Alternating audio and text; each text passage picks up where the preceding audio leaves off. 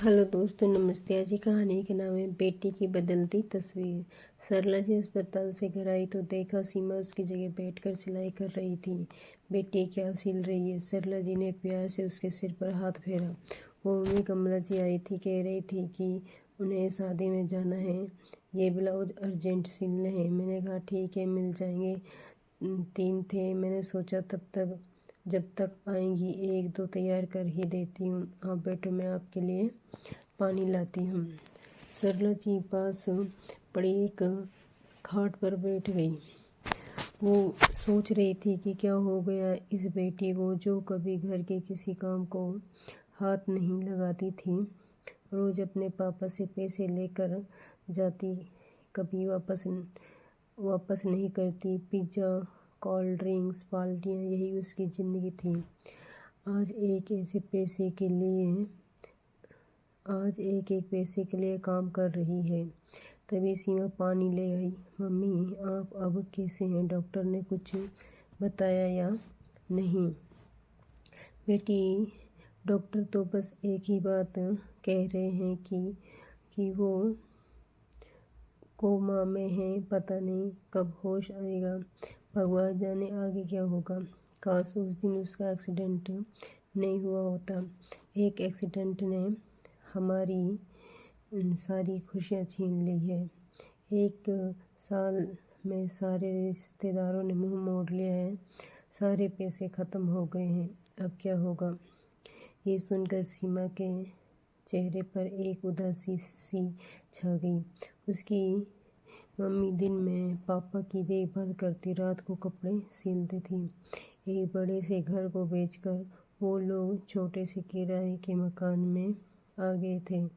हर जगह कार से जाने वाली मम्मी आज बसों में धक्के खा रही है।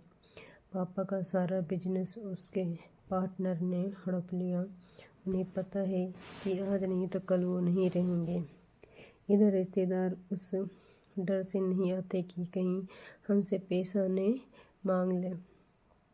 कुछ देर सब सोचने के बाद उसने अपने आप को संभाला और मम्मी से बोली, मम्मी तुम चिंता मत करो, पापा ठीक होकर आएंगे तो सब ठीक कर देंगे।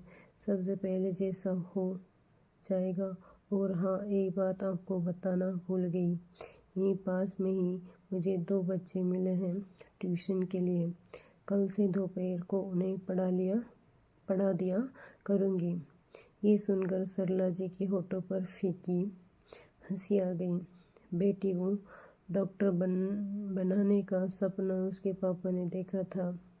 आज वही बेटी अपना सपना भूलकर अपनी पढ़ाई छोड़कर अब ट्यूशन देने की बात कर रही है। जिंदगी में कब किसे क्या देखना पड़े ये किसी को पता नहीं होता। अगले दिन सरला जी अस्पताल पहुंची तो पता लगा रात को उसके पति ने दम तोड़ दिया है। जो एक आखिरी उम्मीद थी वह भी चली गई है। फिर शुरू हुआ वही 13 दिन का मेला। रिश्तेदार सगे बनकर आ गए। घर मेहमानों से भर गया। लेकिन सरला जी की आंखें अब सूख चुकी थी। उन्हें सबसे नफरत थी, क्योंकि उन्हें पता था 13 दिन बाद वे भी नजर नहीं आएंगे। माँ और बेटी दोनों आंखों में एक दूसरे को देखती और इस तमाशे के ख़त्म होने का इंतज़ार करती। 13 दिन बाद सरला जी ने नए सिरे से ज़िंदगी जीने का फैसला किया। उसे बड़े से शहर को छोड़कर वो गांव लौट गए।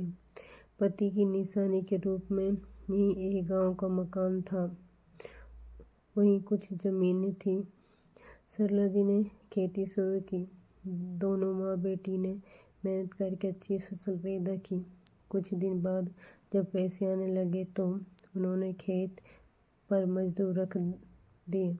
सरला गांव के बच्चों को पढ़ाती थी। कम खर्चे में सुकून की जिंदगी बीत रही थी। सरला जी को एक तसल्ली और थी। गांव में ही कोई लड़का देखकर कम खर्च में सीमा की शादी हो जाएगी, क्योंकि यहाँ शेरों की तरह दिखावा नहीं होता है। दोस्तों, कहानी पसंद आई है तो लाइक शेयर सब्सक्राइब ज़रूर करें।